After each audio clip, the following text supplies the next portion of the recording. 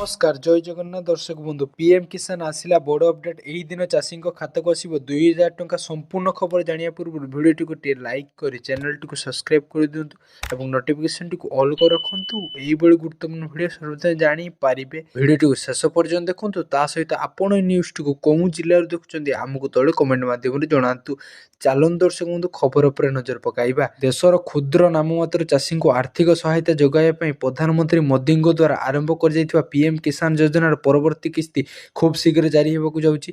गत किस्ती 21तम नवेम्बर 19 2025 प्रदान कर तेणु समय अनुଯାयी आगामी किस्ती चाषी अपेक्षा एवं शेष होगा जाउछि। रिपोर्ट अनुଯାयी सरकार होली पूर्व चाषी बैंक खाता को टका पठाइबा प्रस्तुत करुछंती। अनुमान करा जे 24 फेब्रुआरी 2026 जेकोसी दिन यही टंका ट्रांसफर कर जाई पारे।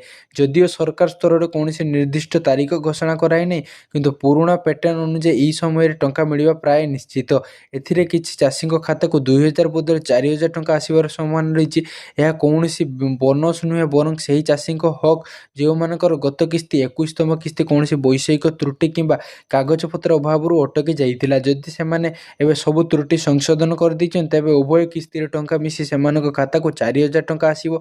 साधारण हिताधिकारी को पूर्व भली 2000 टंका ही मिलिबो। जदि आपण निजर केवाईसी करिना तेबे आपणक टंका अटकी जाई पारे। स्वच्छता बजाय रखिया पई सरकार केवाईसी बाध्यतामूलक करिसेंती। जदि पीएम किसान पोर्टाल माध्यम रे किबा निकटस्थ सीएससी सेंटर को जाई बायोमेट्रिक जरिए तुरंत संपूर्ण करि पारिबे। निजर स्टेटस किपरि चेक करिवे ना तालिका आपणक नाम अछि कि नै जानिया पई एही सरल पदक्षेप अनुसरण करंतु। ऑफिशियल वेबसाइट pmkisan.gov.in को परिदर्शन करंतु और होम पेज रे नो योर स्टेटस विकल्प पर क्लिक करंतु। निजर रजिस्ट्रेशन नंबर और कैप्चा कोड दियंतु।